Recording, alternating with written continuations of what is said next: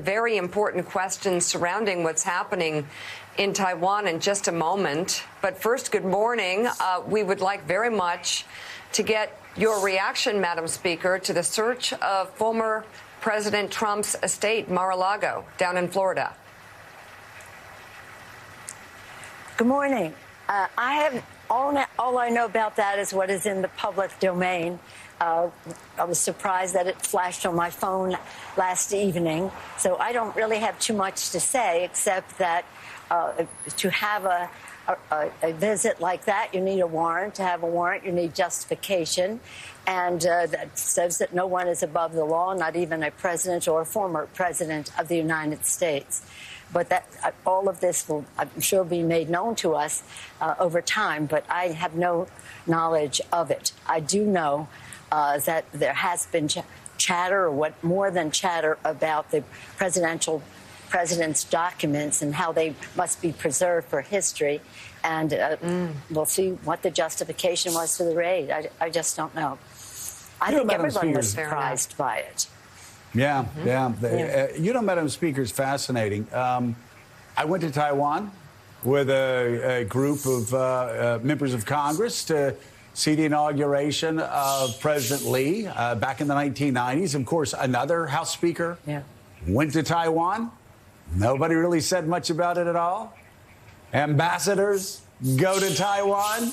Americans go to Taiwan. I would love to know, what is the difference when I do it, when Gingrich does it, when ambassadors do it, and then suddenly when you do it? Suddenly, this is like a world crisis. What's the difference here?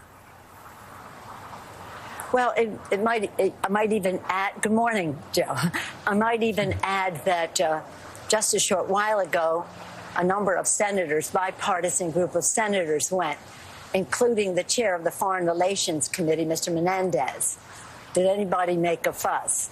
I don't think that the president of China should control the schedules of members of Congress or anyone else who wants to visit Taiwan.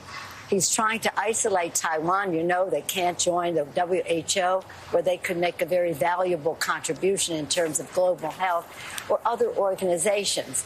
So he may try to keep them from attending meetings, but he's not going to keep members of Congress from visiting Taiwan.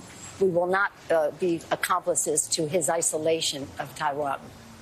So what have we learned from China over the past several days? Obviously, President Xi has taken the country in an even more autocratic direction over the past several years. What have you learned by his overreaction to a member of Congress's visit to Taiwan? Well, I think that he's in a fragile place. He has problems with his economy. He's acting like a scared bully, and this is before the meeting where he will want to be reelected. But we didn't go there to talk about China. We went there to talk about Taiwan. We went there in the bigger picture. Taiwan eclipsed everything else that we did. The president has initiated an Asia-Pacific policy. He has instituted the Indo-Pacific economic framework.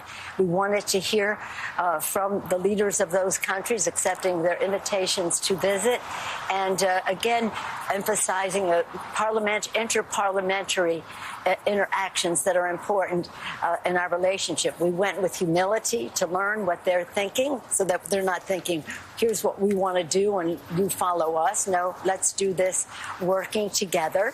And we, just in some other issues, talked to them all and thanked them for their strong positions they took against Russia for the invasion of Ukraine.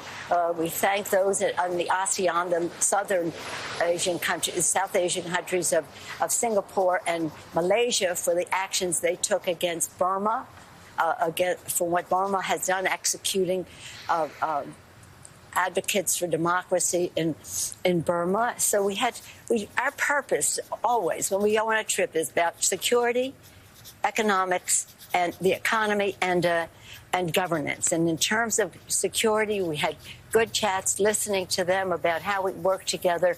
for global security.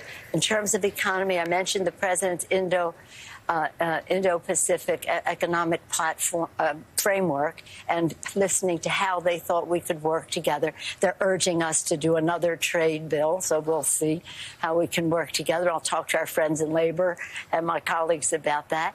And then third, in terms of governance, really important to talk about what I said, whether it's COVID, whether it's climate change, whether it's human rights as they have reacted to what has happened to it in Burma. So it was a very productive trip, again, emphasizing our interparliament. Although we met with the heads of state or had discussions with them, we met with every speaker in all 5 countries and their members of parliament. So it's very productive. And in terms of Taiwan, we were not going to take Taiwan off our list because the president of Taiwan has invited us. The president of China does not do our schedule. There you go.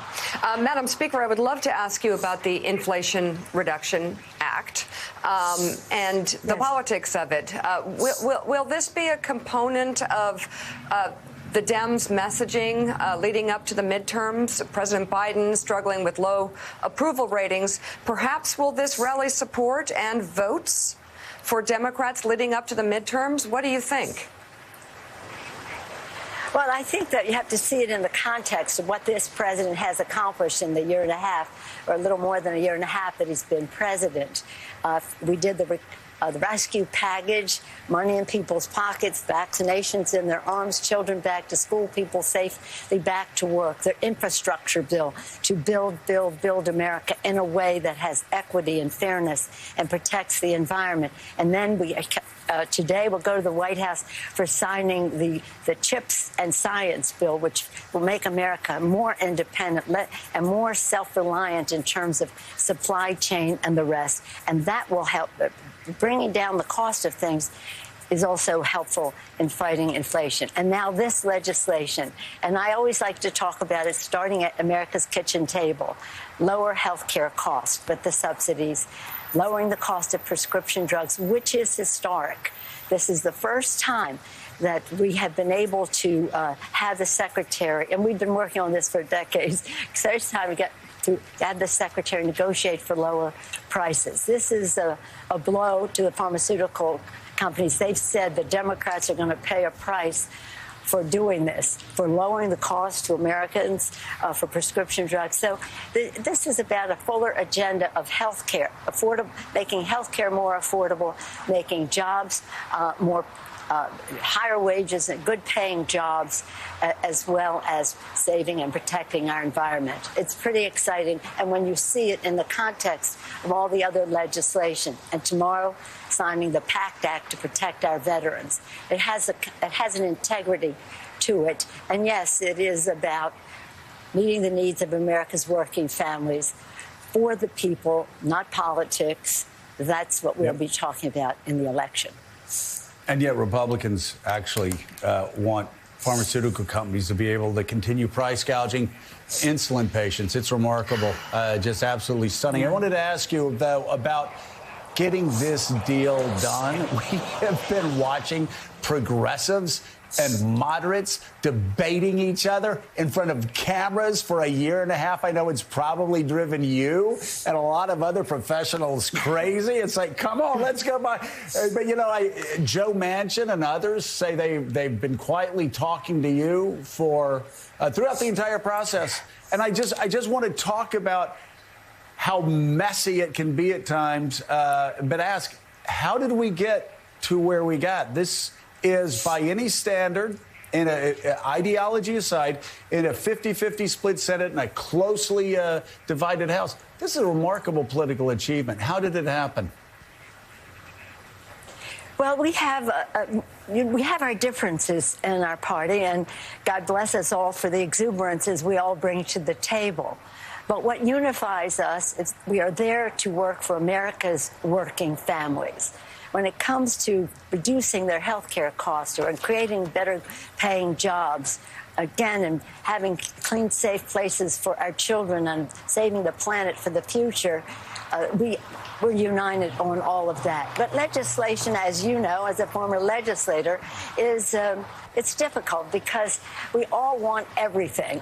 And as I say to the members, you cannot judge a bill for what it does not do. You respect it for what it does do. And what this bill does do is quite remarkable. Did we want more? Of course. Will we continue to work for more? Of course.